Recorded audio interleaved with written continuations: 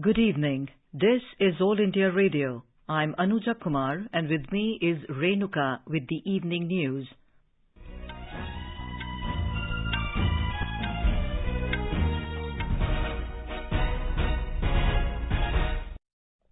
The headlines. India rejects China's opposition to Vice President Venkaiah Naidu's trip to Arunachal Pradesh.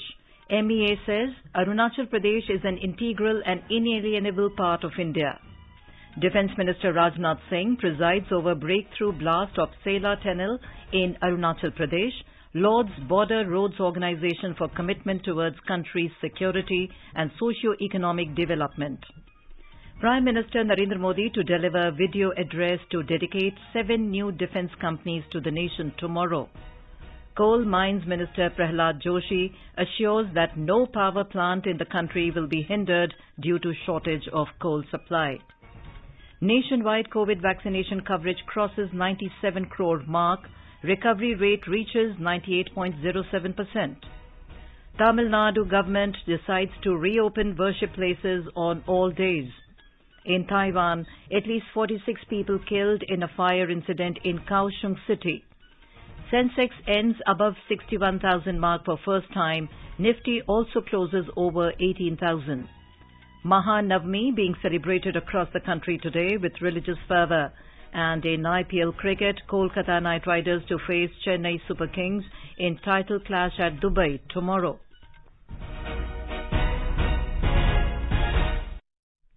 As India is on the verge of vaccinating 100 crore people against COVID-19, All India Radio salutes all the doctors, nurses and others who made this possible.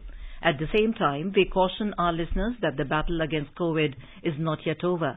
We appeal to our listeners to get fully vaccinated at the earliest and also help others get vaccinated. During the festival season, please follow these 3 simple steps. Wear a face mask, maintain 2 gaz ki duri for social distancing, focus on hand and face hygiene. For any COVID-related information and guidance, contact national helpline numbers 011 2397 8046 and 1075. And now, the news in detail. India has rejected China's opposition to Vice President Venkaiah Naidu's trip to Arunachal Pradesh. Briefing media in New Delhi this evening, External Affairs Ministry spokesperson Arindam Bagchi said Arunachal Pradesh is an integral and inalienable part of India. Arunachal Pradesh Bharat का एक अभिन्न और अविभाज्य हिस्सा है। कई मौकों पर हमने चीनी पक्ष को स्पष्ट रूप से अवगत कराया है। भारतीय नेता नियमित रूप से अरुणाचल प्रदेश राज्य की यात्रा करते हैं, जैसे वो भारत के किसी भी अन्य राज्य में करते हैं। भारतीय नेताओं को भारत में किसी राज्य के दौरे पर आपत्ति जताना भारतीय लोगों के लिए तर्क और समझ से हटकर है। He said Indian leaders routinely travel to Arunachal Pradesh as they do to any other state of India. He added that objecting to the visit of Indian leaders to a state of India does not stand to the reason and understanding of Indian people. On Bhutan and China signing an MOU on 3-step roadmap for expediting the Bhutan-China boundary negotiations, the MEA spokesperson said India is aware that they have been holding boundary negotiations. Replying to another query, Mr. Bagchi said India will participate in the Moscow format meeting on Afghanistan on 20th of October. We have received an invitation for the Moscow format meeting on Afghanistan on October 20th. We will be participating in it. I don't have a final confirmation who will be attending, but it's likely that we will have it at the Joint Secretary level. On attacks on religious gatherings in Bangladesh, the spokesperson said celebrations of Durga Puja continue in Bangladesh with the support of Government of Bangladesh agencies and a large majority of the public. He said India High Commission in Dhaka as well as consulates in Bangladesh are in close contact with the authorities in Dhaka and at local levels over the issue. He noted that Bangladesh government has reacted very promptly to ensure control of the situation. On humanitarian assistance to Afghanistan, Mr. Bagchi said India's policy towards Afghanistan is guided by friendship with Afghan people. He said India has in the past provided assistance both for infrastructure as well as infrastructural assistance. Regarding resumption of vaccine supply, the spokesperson said it has been decided to resume COVID-19 vaccine supply to neighbourhood initially. He added that India has sent vaccines to Nepal, Bangladesh, Myanmar and Iran. Defence Minister Rajnath Singh today presided over the breakthrough blast of the Sela tunnel in Arunachal Pradesh. Addressing the event through a video conference, Mr. Singh lauded the Border Roads Organisation for its commitment towards the country's security and socio-economic development.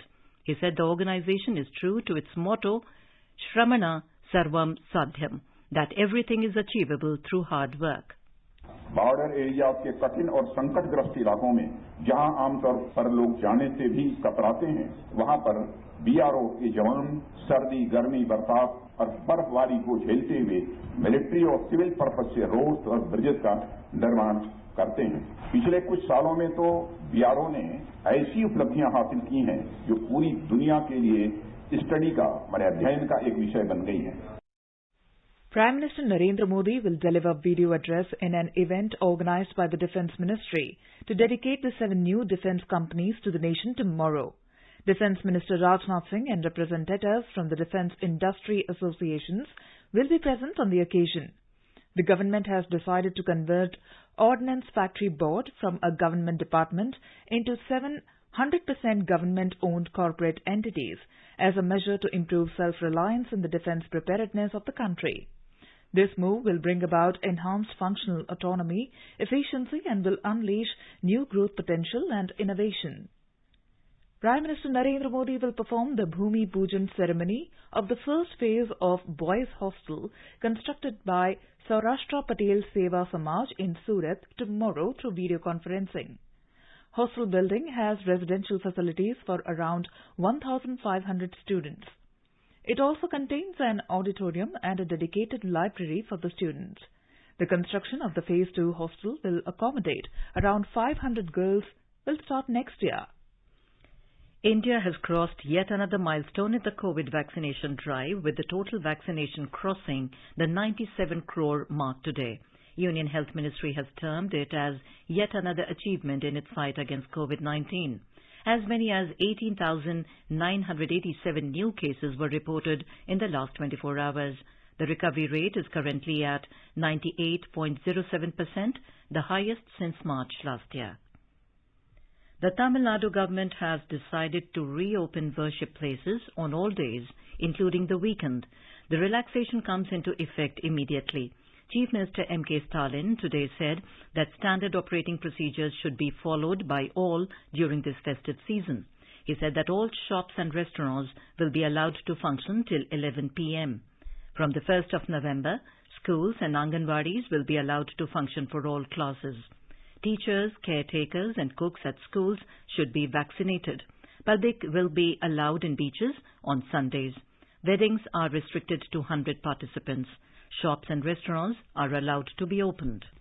Union Minister of Coal Mines and Parliamentary Affairs, Mr. Prahlad Joshi, today assured that no power plants in the country will be hindered due to shortage of coal supply. The Union Coal Minister today inspected the Ashok Coal Project of Central Coalfields Limited, CCL, in Chhatra district of Jharkhand to take stock of coal production from CIL subsidiaries. On his visit to Jharkhand, Mr. Joshi said that the situation is being reviewed to speed up coal production. Basically import जो 22% तक import होता था वो बंद होने के कारण और ज्यादा बारिश के कारण बीच में थोड़ा कम हुआ था, लेकिन कल से हम 2 मिलियन कर रहे हैं। मैं इतना ही बोलना चाहता हूँ, जो थर्मल पावर के लिए जो चाहिए उतना कोल सप्लाई करने के लिए हम सब मिलकर पूरा प्रयास कर रहे हैं। And I only feel that I can assure the all power plants the needed coal will be supplied, no need to be panic. He said that the demand raised by the Ministry of Power has been fulfilled. Mr. Joshi said that they have supplied 2 million ton coal and the necessity has been stabilized since then. Coal production is further increased to meet the requirements and ensure smooth supply of coal to power plants across the country. Union Home Minister Amit Shah has said that forensic teams need to be strengthened in order to curb crimes. He was speaking at Dharbondara in Goa after laying the foundation stone for the National Forensic Science University, NFSU. The Home Minister added that India will shine only through education, and this perspective, Prime Minister Narendra Modi has been making relentless efforts. Mr. Shah announced that 5 courses accommodating 200 students will be soon started in the university. As many as 31 companies comprising 16 MSMEs and 15 non-MSMEs were given approval under the Production-Linked Incentive PLI scheme for promoting telecom and networking products manufacturing in India.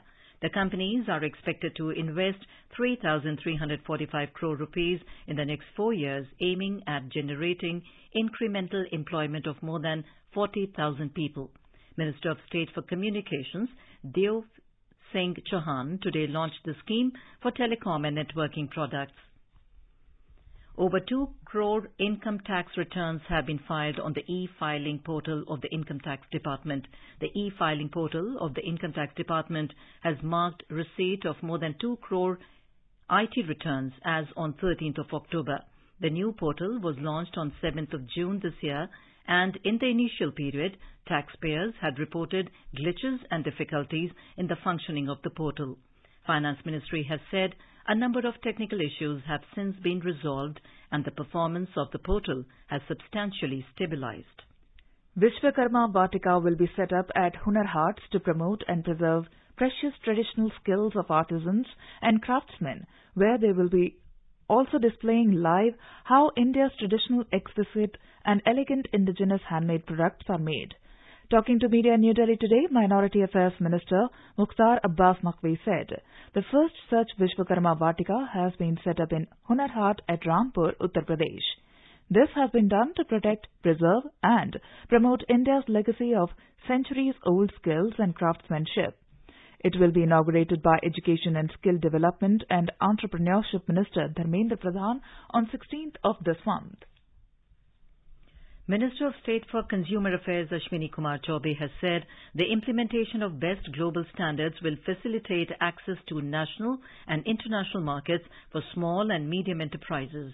Speaking at the function to mark the World Standards Day through video conferencing, Mr. Chaubey spoke on the critical role that standards play in ensuring the integration of diverse technologies and interoperability of innovations required for propelling smart cities of the future. He pressed on the significance of environmental sustainability through standardization.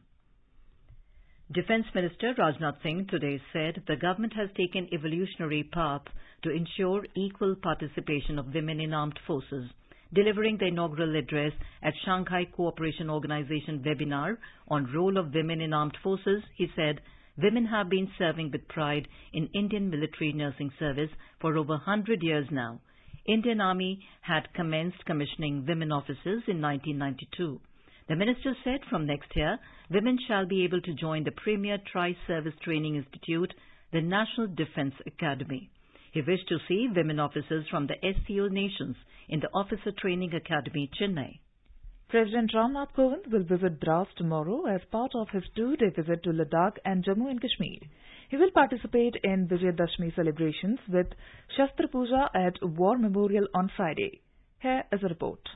On the second day of his visit to Ladakh and Jammu and Kashmir, President Mr. Kovind will visit Kargil War Memorial in Dras. On arrival from Udhampur, the President and the Supreme Commander of Armed Forces would lay wreath at Kargil War Memorial in Dras. Army officials would brief him about Kargil War at the foothills of Tololing. President also would participate in Shastra Puja to celebrate Vijayadashmi on Friday. Later, President Kovind will interact with the troops at the War Memorial. Ramesh Chandra, All India Radio News, Leh. The centre has written to states seeking action for ensuring that the prices of edible oils are brought down post-import duty reduction for immediate relief of consumers. Department of Food and Public Distribution has written to all major oil-producing states to take appropriate and immediate action for ensuring that the prices of edible oils are brought down to commensurate levels in line with the import duty reductions. Information and Broadcasting Minister Anurag Thakur today launched My Parkings app in New Delhi.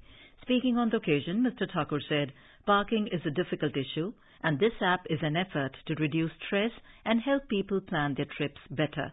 Smart parking solution through app or through card is an effortless solution towards hassle-free parking. The minister said booking of online parking slots will enable people to park their vehicles without inconvenience. You are listening to the evening news on All India Radio. A reminder of the headlines before we move on. India rejects China's opposition to Vice President Venkaiah Naidu's trip to Arunachal Pradesh. MEA says Arunachal Pradesh is an integral and inalienable part of India. Defence Minister Rajnath Singh presides over a breakthrough blast of Sela Tunnel in Arunachal Pradesh. Lord's Border Roads Organisation for commitment towards country's security and socio-economic development. Prime Minister Narendra Modi to deliver a video address to dedicate 7 new defence companies to the nation tomorrow. Coal and Mines Minister Prahlad Joshi assures that no power plants in the country will be hindered due to shortage of coal supply. Nationwide COVID vaccination coverage crosses 97 crore mark. Recovery rate reaches 98.07%. Tamil Nadu government decides to reopen worship places on all days. In Taiwan, at least 46 people killed in a fire incident in Kaohsiung City. Sensex ends above 61,000 mark for the first time. Nifty also closes over 18,000. Mahanavami being celebrated across the country today with religious fervour. And in IPL cricket, Kolkata Knight Riders to face Chennai Super Kings in title clash at Dubai tomorrow. For quick news updates round the clock, follow us on our Twitter handle @AIR News Alerts. चलो मिलकर एक शुरुआत करें, चलो एक फैसला आज करें, मास्क नहीं तो टोकेंगे, कोरोना को रोकेंगे, चलो एक इरादा करते हैं, चलो खुद से वादा करते हैं, मास्क नहीं तो टोकेंगे, कोरोना को रोकेंगे।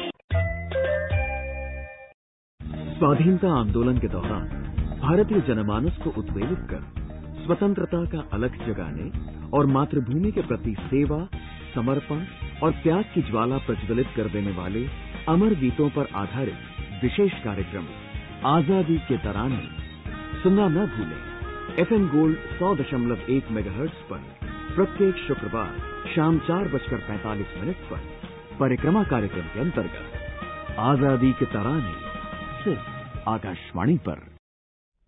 Welcome back to the evening news on All India Radio. Mahanavami is being celebrated across the country today with religious fervour.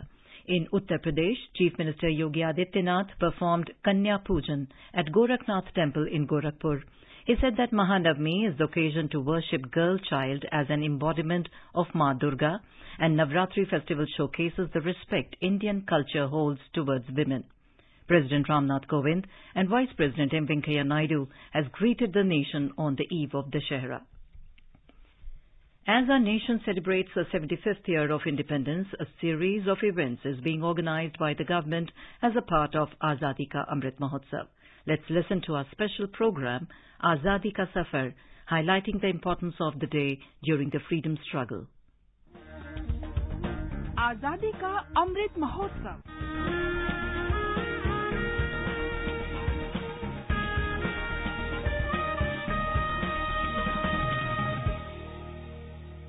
Azadi Ka Safar with AIR News. India's glorious fight for freedom is one of the greatest struggles the modern world has ever witnessed. AIR News brings you a glimpse of the valiant struggle every day. In today's episode, we remember the great freedom fighter and one of the founding members of Ghazal movement, Lala Hardayal, who was born on 14th October in 1884 in Delhi.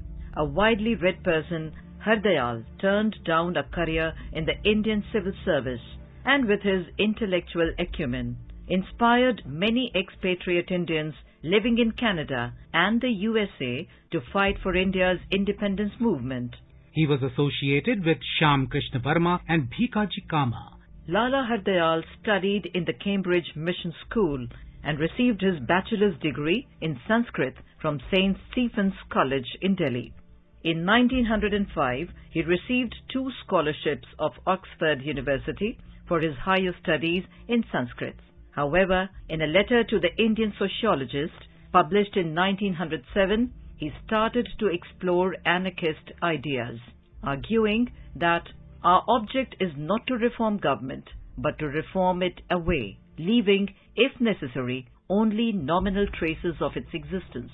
The latter led him to being put under surveillance by the police.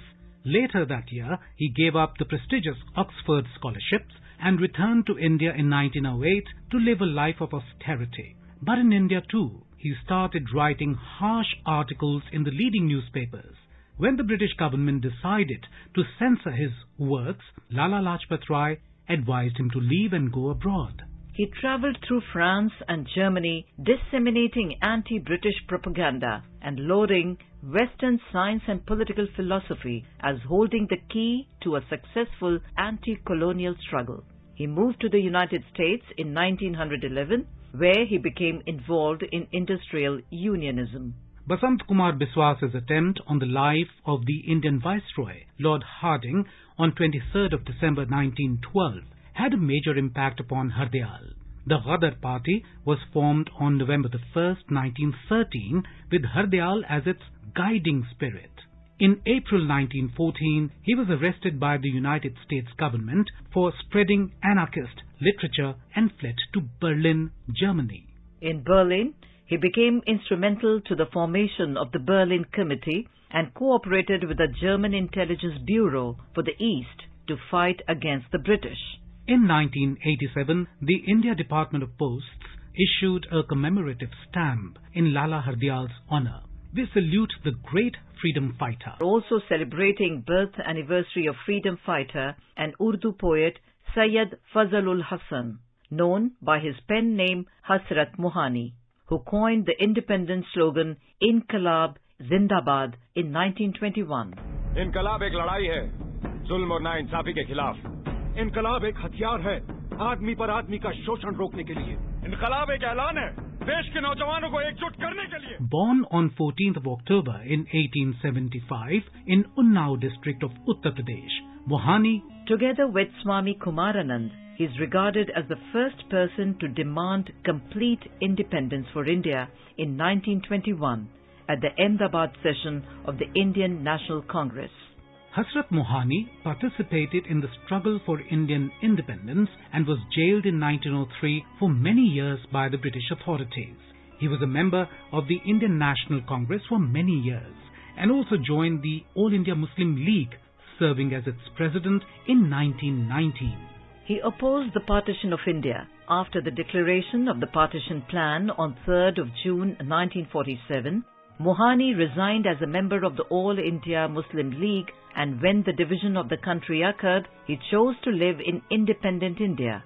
Mohani became a member of the Constituent Assembly of India, but never accepted any government allowance or stayed at official residences. Instead, he stayed in mosques and used to go to the parliament in a shared tonga. Maulana Hasrat Mohani died on 13th May 1951 in Lucknow. We salute his unwavering dedication to the cause of Indian independence. That brings us to the end of this episode of Azadi Ka Safar with AIR News.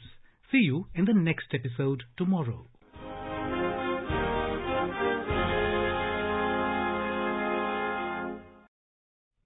At the stock markets, key indices posted fresh record closing highs for the 6th straight day today, and the rupee ended higher against the dollar. A report from the Business World. At the stock markets rising for the 6th straight session, the Sensex at the Bombay Stock Exchange climbed 569 points or 0.9% to close at a fresh all-time high of 61,306. The Nifty at the National Stock Exchange advanced 177 points or 1% to a new record high of 18,339. At the Forex market, the rupee shed 11 paisa to 75 rupees and 26 paisa against the dollar. Gold rose 129 rupees to 46,286 rupees per 10 grams at Delhi's bullion market. Anubha Rohatgi for All India Radio News. Prasar Bharati is phasing out outdated analog DD terrestrial broadcast. This paves the way for emerging technologies and new content opportunities. Now the viewers can watch over 150 TV channels free of cost on DD Free Dish, a direct-to-home free-to-air service of Doordarshan. The channels include all DD channels and various private and educational TV channels. For any query, viewers can contact 011-2580-6200 on working days between 10 a.m. and 6 p.m. A breakthrough for the Indian pharmaceutical industry in China has been achieved as the first anti-cancer drug from India has entered the Chinese markets. Agreements have been signed between local Chinese companies and India's Dr. Reddy's lab on Monday for the sale of Abiraterone, the first anti-cancer drug from India in China. India's ambassador Vikram Misri announced this in a tweet. There is a huge demand for cancer drugs in China as the mortality rate of cancer in China is high. Beijing and New Delhi had agreed in 2018 to slash tariffs on the import of Indian medicines, including anti-cancer drugs, which have a substantial demand in China due to cheaper pricing than their Western variants. At least 46 people have been killed and dozens more seriously injured in a fire at a 13-story tower block in southern Taiwan. A residential and commercial building in the city of Kaohsiung caught fire in the early hours of Thursday morning, the local fire department said. It took firefighters more than 4 hours to extinguish the blaze. The fire department told media that 79 people had been taken to hospital, including 14 in a serious condition. The cause of the fire is unclear and investigators are at the scene. In IPL cricket, Kolkata Knight Riders will lock horns with Chennai Super Kings in a title clash at Dubai tomorrow. CSK, led by Mahendra Singh Dhoni, made history by reaching their 8th IPL final. Earlier last night, Kolkata Knight Riders defeating Delhi Capitals in a last-over thriller in Qualifier 2 at Sharjah. Now let us take a look at the weather forecast for tomorrow. National capital Delhi will have mainly clear sky. Temperature will vary between 21 and 34 degrees Celsius. Mumbai will have partly cloudy sky. Minimum temperature will be 25 degrees Celsius, while the maximum is expected to be around 34 degrees. Chennai is expected to have rain or thunder showers towards afternoon or evening. The temperature will vary between 24 and 33 degrees Celsius. Kolkata will have partly cloudy sky with 1 or 2 spells of rain or thunder showers. City will observe a minimum temperature of 26 degrees Celsius and a maximum of around 34 degrees. Srinagar will have mainly clear sky. Temperature will hover between 8 and 24 degrees Celsius. Jammu will have mainly clear sky. Minimum temperature will be 18 degrees Celsius, while the maximum will be around 34 degrees. Leh is likely to witness partly cloudy sky. Gilgit will have mainly clear sky. Muzaffarabad will have mostly sunny sky. Minimum temperature will be 14 degrees Celsius and maximum will be around 32 degrees. Visakhapatnam will have generally cloudy sky with 1 or 2 spells of rain or thunder showers. Bengaluru will have generally cloudy sky with 1 or 2 spells of rain or thunder showers. Tiruvananthapuram will have generally cloudy sky with a few spells of rain or thunder showers. In Puducherry, there will be generally cloudy sky with moderate rain. Temperature will vary between 24 and 34 degrees Celsius. Guwahati will have generally cloudy sky with 1 or 2 spells of rain or thunder showers. And Shillong will witness generally cloudy sky with 1 or 2 spells of rain or thunder showers. And now, before we end the bulletin, the headlines once again. India rejects China's opposition to Vice President Venkaiah Naidu's trip to Arunachal Pradesh. MEA says Arunachal Pradesh is an integral and inalienable part of India. Defence Minister Rajnath Singh presides over breakthrough blast of Sela Tunnel in Arunachal Pradesh. Lord's Border Roads Organisation for commitment towards country's security and socio-economic development. Prime Minister Narendra Modi to deliver video address to dedicate 7 new defence companies to the nation tomorrow. Coal and Mines Minister Prahlad Joshi assures that no power plant in the country will be hindered due to shortage of coal supply. Nationwide COVID vaccination coverage crosses 97 crore mark. Recovery rate reaches 98.07%. Tamil Nadu government decides to reopen worship places on all days. In Taiwan, at least 46 people killed in fire incident in Kaohsiung city. Sensex ends above 61,000 mark for first time. Nifty also closes over 18,000. Mahanavami being celebrated across the country today with religious fervor. And with that, we end the evening news. Good night.